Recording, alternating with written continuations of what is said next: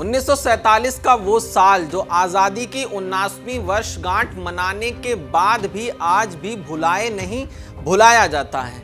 भारत के इतिहास में एक ऐसा साल जिसने बंटवारे के बाद न जाने कितने नाहक मासूमों की लाशें देखी, सैकड़ों घर वीरान होते देखे, हजारों कत्लेआम देखे, महिला अस्मिता का चीरहरण होता देखा, लाशों से भरी ट्रेनों की ट्रेनें देखी।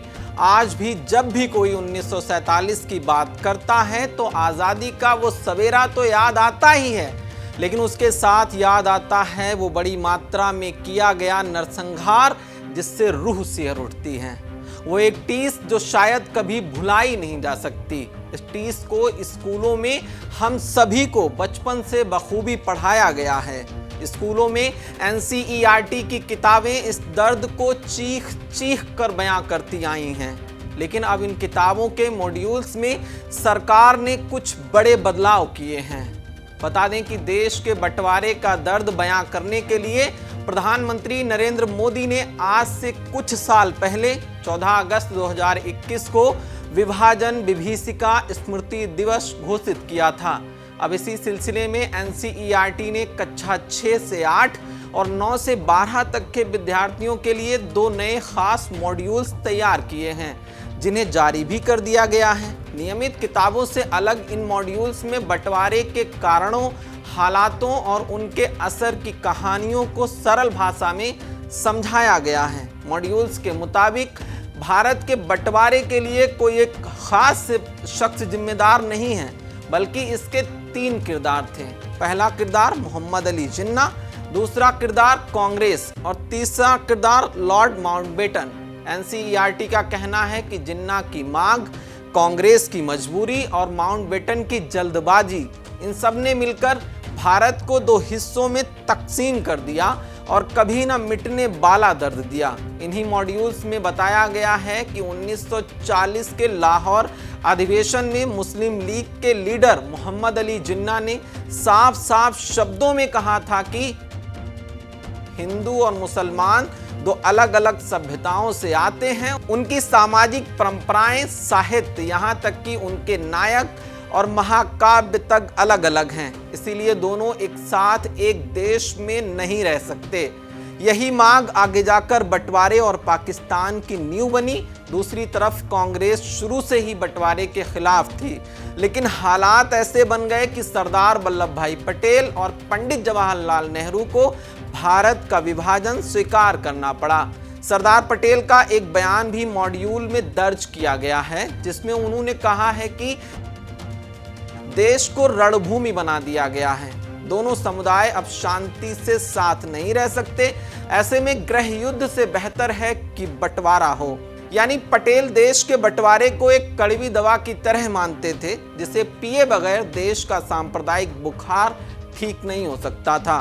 मॉड्यूल्स में देश के पहले प्रधानमंत्री PT नेहरू के एक भाषण का भी अंश शामिल किया गया है। नेहरू ने कहा था, हम एक ऐसी स्थिति पर आ गए हैं जहां हमें या तो विभाजन को स्वीकार करना होगा या निरंतर संघर्ष और अराजकता का सामना करना होगा। इन मॉड्यूल्स में बताया गया है कि महात्मा गांधी भी शुरुआत में बंटवारे के खिलाफ थे। 9 जून 1947 को एक प्रार्थना सभा में उन्होंने कहा था, अगर कांग्रेस बंटवारे को मान लेती है तो ये मेरी सलाह के खिलाफ होगा, लेकिन मैं इसका विरोध हिंसा या गुस्से से नहीं करूंगा। नए मॉड्यूल्स में बताया गया है कि इसके कुछ दिनों बाद 14 जून को कांग्रेस वर्किंग कमेटी की बैठक हुई। वहां गांधी जी ने बाकी नेताओं को भी मनाया कि हालातों को देखते हुए देश के विभाजन को स्वीकार करना ही होगा। लॉर्ड माउंटबेटन, जो उस वक्त भारत के आखिरी वायसराय थे, उनकी भूमिका भी बंटवारे के लिए इन मॉड्यूल्स में अहम बताई गई है। उन्होंने सत्ता हस्तांतरण की तारीख जून 1948 तय की थी, लेकिन बाद में जल्दबाजी में इसे अगस्त 1947 कर दिया गया, जिसकी वजह से तैयारी अधूरी रह गई। पंजाब और बंगाल की सीमाएं खींचने वाले रेड क्लिफ के पास सिर्फ 5 हफ्ते का समय था। यहाँ तक कि 15 अगस्त के 2 दिन बाद तक पंजाब के लोगों को ये भी नहीं पता था कि वे भारत में हैं या पाकिस्तान में हैं। लॉर्ड माउंटबेटन की इस हड़बड़ी को मॉड्यूल्स ने बड़ी लापरवाही बताया है।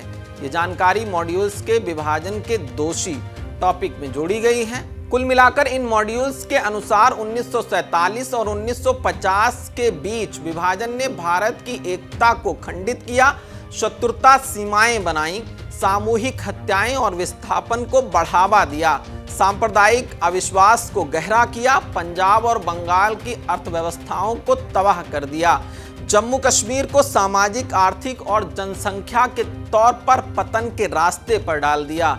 ये बाद में आतंकवाद के कारण और भी बदतर हो गया। जानकारी के मुताबिक NCERT के स्पेशल मॉड्यूल्स कोर्स का हिस्सा नहीं होते।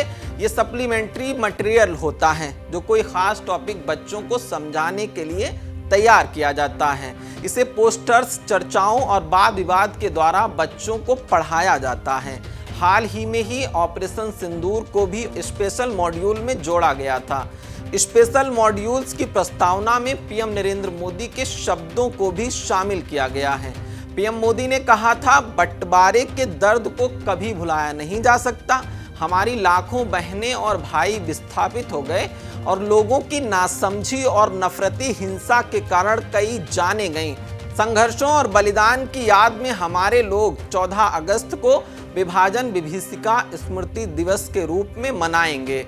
बता दें कि हाल ही में NCERT कक्षा 8 की सामाजिक विज्ञान की किताब में मुगल शासकों के धार्मिक फैसले, सांस्कृतिक योगदान और क्रूरता की नई व्याख्या भी की गई है।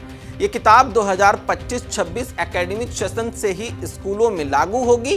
किताब में बनारस, मथुरा और सोमनाथ में मंदिरों को तोड़ने और जैन, सिख, सूफी और पारसी समुदायों पर अत्याचार की घटनाओं का भी जिक्र है।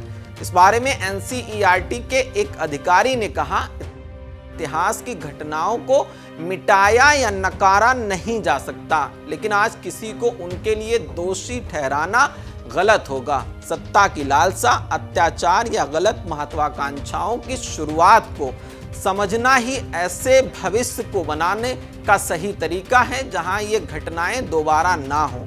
लेकिन अब नए मॉड्यूल्स पर जबरदस्त राजनीतिक घमासान छिड़ गया है। सपा प्रमुख अखिलेश यादव, AIMIM चीफ असदुद्दीन ओवैसी और कांग्रेस ने इन मॉड्यूल्स को फर्जी करार दिया है, तो वहीं बीजेपी इन मॉड्यूल्स का भरपूर बचाव कर रही है।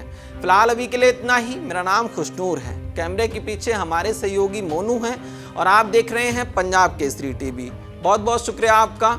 नमस्कार। हमसे जुड़े रहने के लिए हमारे YouTube चैनल को सब्सक्राइब करें और नई वीडियो की नोटिफिकेशन के लिए बेल आइकॉन को दबाएं।